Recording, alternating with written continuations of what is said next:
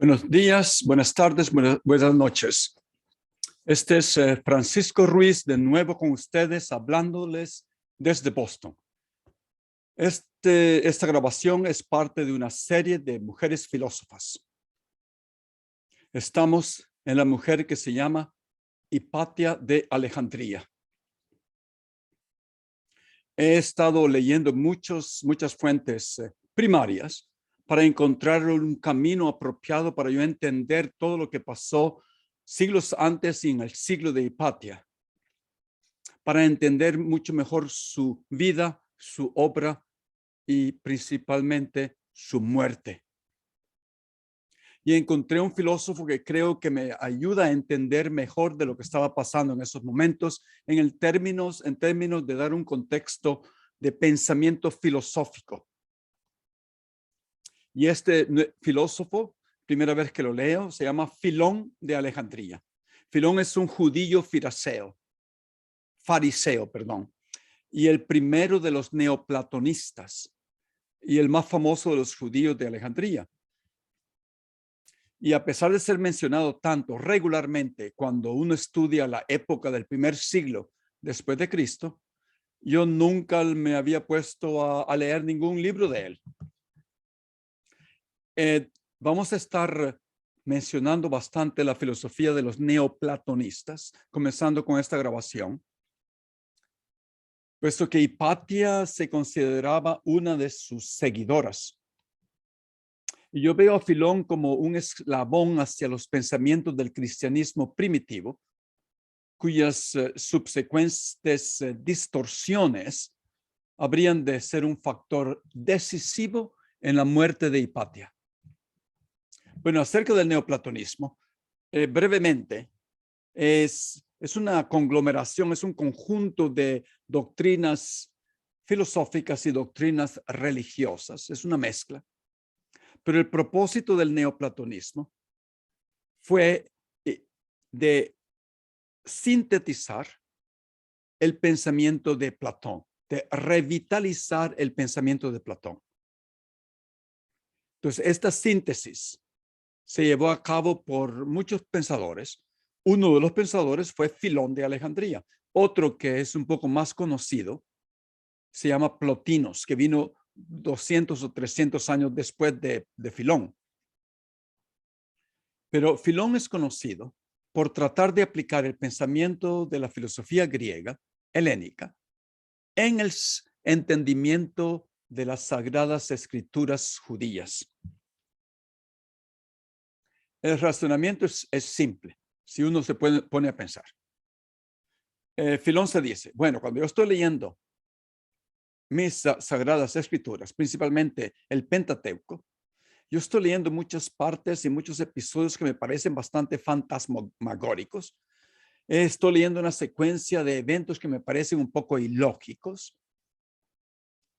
pero no puede ser tanto fantasmagórico ni tanto ilógico porque Dios fue el que ha escrito esto a través de Moisés. Dios le dictó eso. Así que la obra y el trabajo de nosotros humanos es de entender cuál fue el mensaje dentro de esos cuentos y de esas leyendas. Porque Dios no puede estar equivocado. Entonces, Filón decide usar la razón, el razonamiento, el instrumento primordial de la filosofía griega, ¿no? En el cual Filón era un experto. Él había estudiado a los filósofos griegos en las escuelas griegas. Él era un judío helenizado, estudiado profundamente a Pitágoras, a los escritos de los estoicos, a Platón y a Aristóteles. Entonces, Filón, sin renunciar a la fe judía, se embarca en un proceso de descubrimiento del mensaje que pueda estar escondido dentro de las palabras sagradas. Eso es lo que los académicos llaman exégesis. Entonces, Filón es conocido por su exégesis, por su interpretación crítica del texto bíblico para descubrir su significado pretendido por Dios. Bueno, él se concentró en la Torá o en el Pentateuco. Esa es la Torá para los judíos. Entonces, Filón, por ser un filósofo griego, intentó conciliar, no poner de acuerdo las doctrinas de la filosofía griega y más específicamente la filosofía de Platón, con las revelaciones contenidas en las Sagradas Escrituras judías. Pero al mismo tiempo, él transfirió al sistema platónico muchas de las opiniones que él había derivado de las tradiciones judías. Estamos hablando de una síntesis, de una integración de las dos corrientes. Una puramente religiosa y la otra más pagana, más de que es la filosofía griega. Pero él lo que dijo es, yo voy a tratar de discernir el sentido oculto en las Sagradas Escrituras donde pudiera encontrar los fundamentos de la filosofía griega.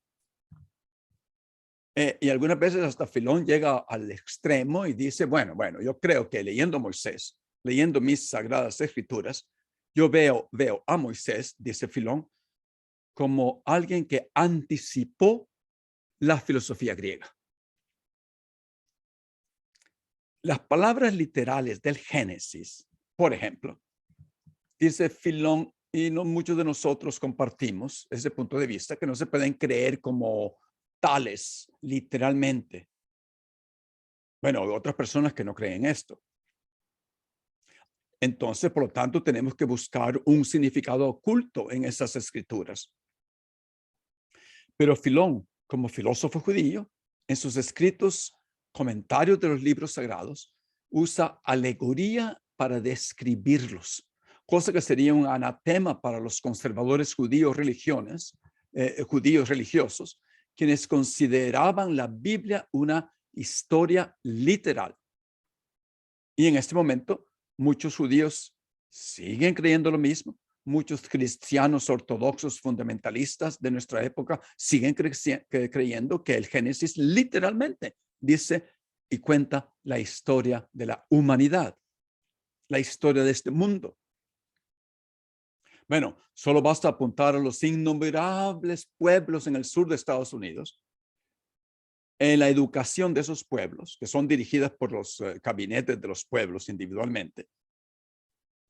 Muchos rechazan cualquier otra explicación de la creación del mundo que no sea la descrita en el Génesis. Pues, yo creo que estos religiosos, si Filón viniera en este momento y les predicara lo que él cree, lo lincharan en el sur de Estados Unidos. Y de repente me pongo a pensar de tanto que fueron linchados durante la barbárica Inquisición, como por ejemplo al pobrecito Giordano Bruno en Roma, que fue quemado en la hoguera, por pensar radicalmente. Ahora, Filón con sus interpretaciones del Génesis, por ejemplo, es muy progresista. Él interpreta al Génesis como un sistema, no como un sistema teológico, como un sistema religioso. Él lo interpreta como un sistema filosófico, pero más que todo como un sistema ético, como un sistema, diríamos en este momento, como un sistema psicológico. Él observa los personajes del Génesis, observa las interacciones de esos personajes y dice, esta red de interacciones de diferentes personajes del Génesis, para mí representan diferentes estados del alma humana, dice Filón, en sus relaciones con la divinidad y el mundo sensorial. Entonces, fundamentalmente, él no hace teología, repito, más que todo construye una filosofía para indicarnos cómo vivir siguiendo la virtud. Cómo podemos vivir con virtud, así como los estoicos hubieran dicho. Por ejemplo, tenemos algunos ejemplos del muy conocido libro del Génesis. Nosotros todos conocemos el Génesis. Bueno, los que estamos en la tradición occidental. Y Filón lo ve como una gran metáfora. Él dice, hay un significado simbólico dentro del Génesis, no es literal. Y él comienza a disertar, dice, para mí representa la historia del alma desde su formación en el aurora, ¿no? En el alba de este mundo que percibimos hasta llegar a su caída, para seguir después con su desarrollo de madurez hasta alcanzar la sabiduría después de su restauración a través del arrepentimiento.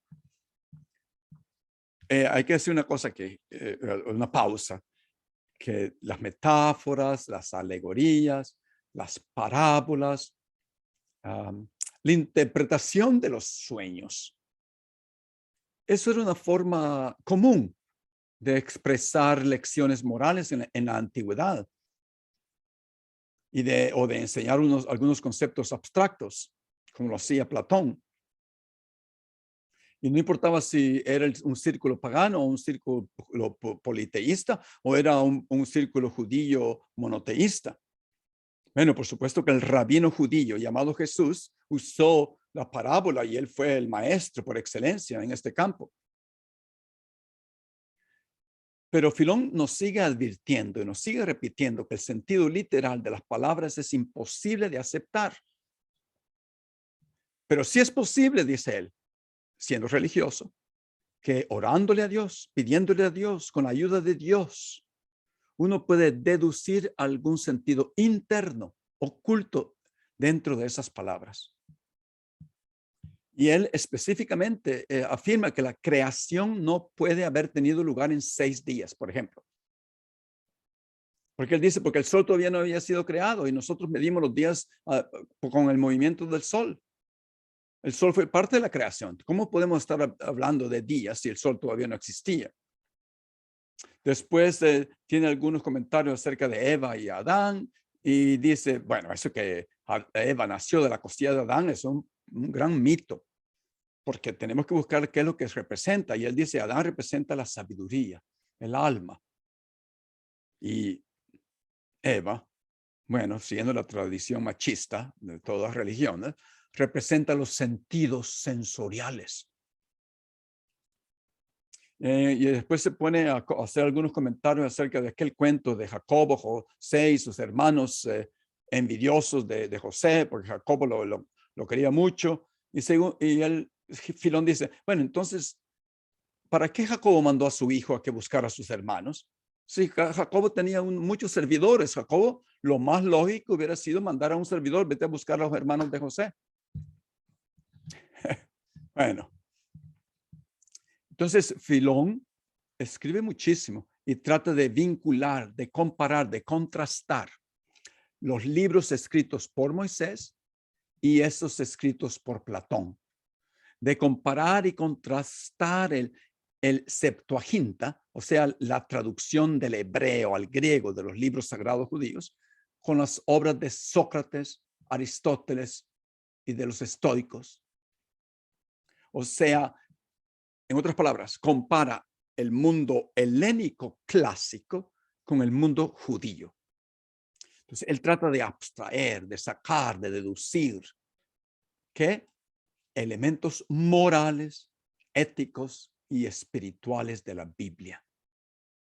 Él trata de explicar la Biblia a través de aplicando la filosofía griega, aplicando la racionalidad, repito, que se encuentra en los griegos para entender la Biblia.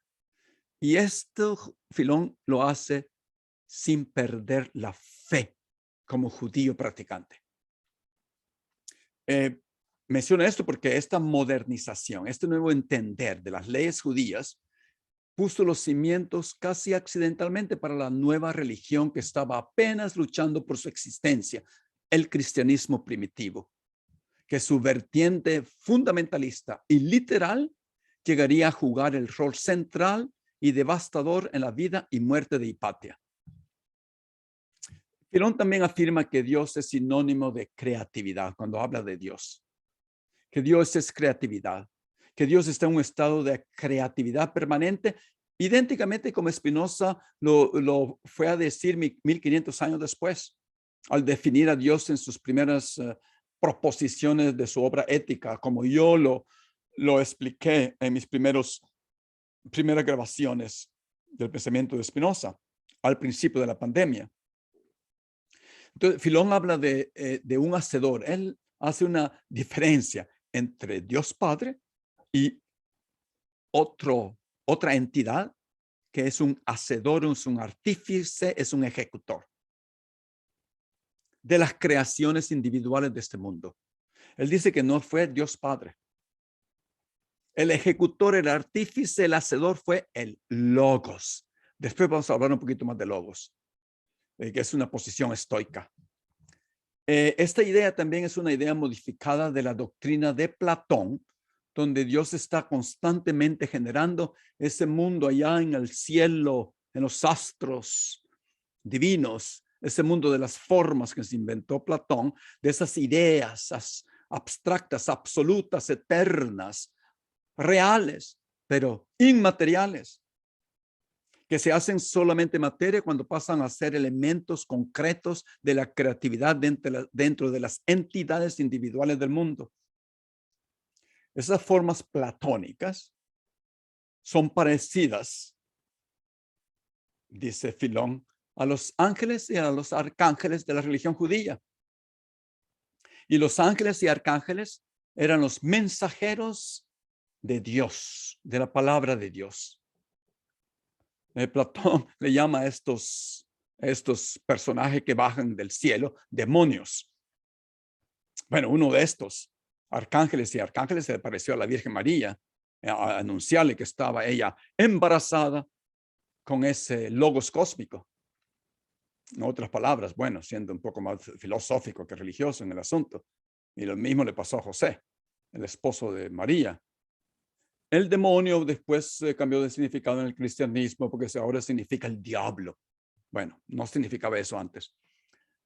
Entonces, siguiendo con la exégesis de Filón, el simbolismo usado por Filón cuando se habla del Génesis, va siendo más específico, cuando ya mencioné los 6 días, Filón dice que eso no quiere decir un espacio temporal en el que el mundo haya sido hecho, sino que eso apunta a los principios de orden y de productividad que regularon la creación del mundo. Y después se mete en ser muy específico en explicar el significado del número 6. Y eso les encantaba a los filósofos de la antigüedad y les sigue encantando a algunos judíos en algunas ramas de la religión judía.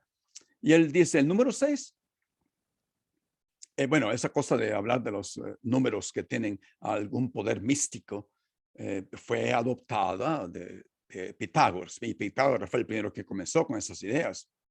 Y ya hemos hablado cómo los números, las matemáticas construyen un camino espiritual, supuestamente, por los neoplatonistas, así que nos llevan a un acercamiento hacia la divinidad,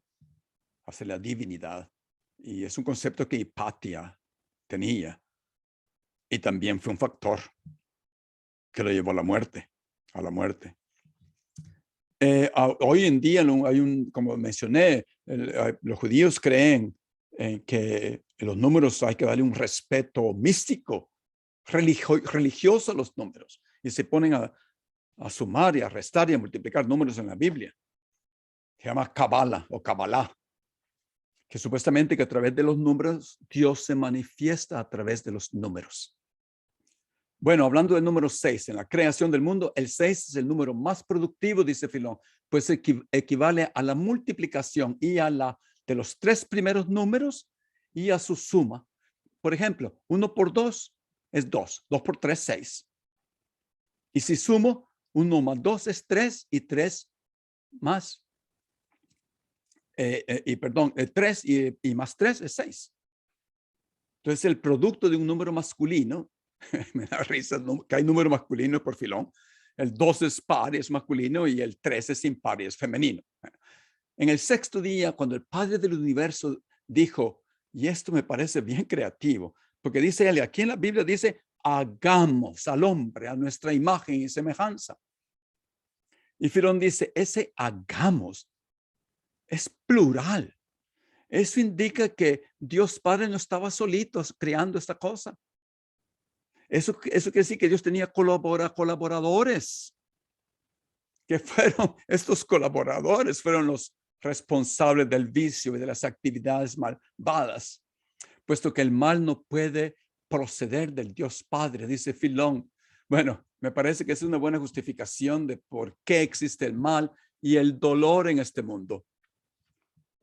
Hablar del séptimo día. Bueno, habla de muchos números. Habla del 10 mandamientos y 10 que no sé qué, y 10 y 10. Bueno, cada número tiene su propio significado, pero el número 7, dice Filón, se refiere a los 7 septenios que rigen la vida humana. En el primer septenio crecen los dientes. En el segundo septenio se presenta la posibilidad de emitir semen por los machos. Y así sigue hablando de septenios y llega al quinto septenio, donde viene la madurez para el matrimonio. Y después dice, durante el 10º llega el deseable fin de nuestras vidas, ahí como 70 y 77 años. Bueno, ese es el significado que da el número 7, Filón. Pero para mí la noción más importante y la más interesante es la noción del logos. Porque el logos se convierte en el cristianismo en Jesucristo. Y aquellos que me han seguido desde el principio se acordarán que mencionamos la palabra logos cuando hablamos de Heráclito y particularmente de los estoicos. No nos podemos escapar de la noción de logos. La noción de logos está por todos lados en la filosofía griega y es un concepto bastante complicado porque es bastante confuso, es multifacético, pero los griegos lo usan por todos lados. Aquí en el pensamiento de Filón está relacionado con el exégesis sobre Dios. Logos es el pensamiento racional y en primer lugar el de Dios. Filón claramente se apoya en los estoicos para referirse con el término logos a la mente divina. También emplea bastante la expresión la palabra de Dios. Y en otras ocasiones identifica a sabiduría con logos. Por otro lado, logos se utiliza para expresar el pensamiento de Dios accesible a los hombres. Entonces, logos es luz, logos es también la imagen de Dios, logos es el artífice del mundo, logos es eterno, el logos es el instrumento de Dios durante la creación y es el administrador del mundo providencial. Y también escribe que el logos se puede entender como la cara de Dios vuelta hacia la realidad. Bueno, Filón habla bastante de logos y llega un momento que él dice que siendo judío practicante y diciendo que Moisés anticipó a la filosofía griega, que el logos es Moisés. Y hasta llega un momento que dice que Moisés es un Dios, es Dios. No es el Dios, pero lo califica como Dios. No es el Dios Padre, no, obviamente. ¿Y por qué dice esto? Porque Moisés es la palabra dadora de la ley. Por eso es logos, por eso es Dios. Bueno, después habla de lo mismo que los estoicos hablaban. Y me acuerdo que me encantaba esta palabra, el logos espermáticos, porque la idea es que este logos cósmico, de alguna manera, se inserta en la concepción de los hombres, en la mujer. Ahí se inserta este espermáticos, que es un pedacito de ese logos cósmico que todos seguimos porque todos tenemos ese pedacito de luz. Todos somos dioses, todos somos divinos. Esa semilla viene del logos eterno, del logos cósmico. Filón piensa lo mismo. Logos es la palabra y ese es el cristianismo adopta, y porque se convierte esa palabra en Cristo mismo, quien es una manifestación de la palabra divina. Y tengo que repetir que Filón vivió en el mismo tiempo de Jesucristo, en el mismo siglo. Y una cosa que tengo que hacer aquí, decir, entre paréntesis, esta es la segunda vez que lo repito, que fueron unos judíos intelectuales, helenizados, sabios, eruditos, quienes escribieron los 4 evangelios y los escribieron en griego. Y a muchos no les va a gustar eso, pero toda la evidencia apunta que no fue Mateo, Marcos, Lucas y Juan que escribieron los evangelios. Porque se entiende que estos pescadores eran analfabetas. Y tal vez 30, 40 años después de la muerte de Jesucristo, los redactores decidieron escribir. Pero aquí está la cosa. Filón era muy conocido por todos los judíos helenizados de ese tiempo. Eso quiere decir que estos redactores de los 4 evangelios fueron influenciados, aunque hay evidencia que dice que puede ser que sí, puede ser que no, pero leyendo, a mí me parece que estos redactores de los 4 evangelios fueron influenciados por el pensamiento de Filón. Filón era leído por todos los judíos del primer siglo después de Jesucristo. Judíos que podían leer y escribir y se habían educado en las escuelas griegas. Ahora, pasando otra vez a otra cosa que Filón hizo. Filón también escribe un libro llamado Vida Contemplativa, que muchos aquí en Boston leen ese librito chiquito, Vida Contemplativa. En Europa es bien popular porque habla de una vida contemplativa. Y ahí describe a varios grupos. Él describe a unos judíos esenios, unos judíos que vivían en una comunidad en el desierto, siguiendo el linaje de los macabeos, pero después ellos se separaron de los macabeos y conducían una vida entera de estudio de la ley, humildad y disciplina. Y también Filón describe a algunos ermitaños llamados terapéuticos, que también todos hacían una vida comunitaria, vivían afuera de Alejandría y se la pasaban estudiando día y noche, así como muchos judíos en este momento en Jerusalén la pasan estudiando día y noche, y salían de sus cuartos solamente un día por semana, y así alcanzaban el éxtasis religioso. Hablo de esto porque el cristianismo primitivo siguió la misma tradición de una vida contemplativa en comunidades como estas, y una en particular, y por esto menciono esto, una vida contemplativa en particular de un grupo de monjes que vivían en el desierto, que se llamaban nitrios, porque vivían en el desierto llamado Nitria, que vivían en un monasterio. Ellos habían de jugar un rol devastador en la muerte de Hipatia. Muchas gracias por haberme escuchado.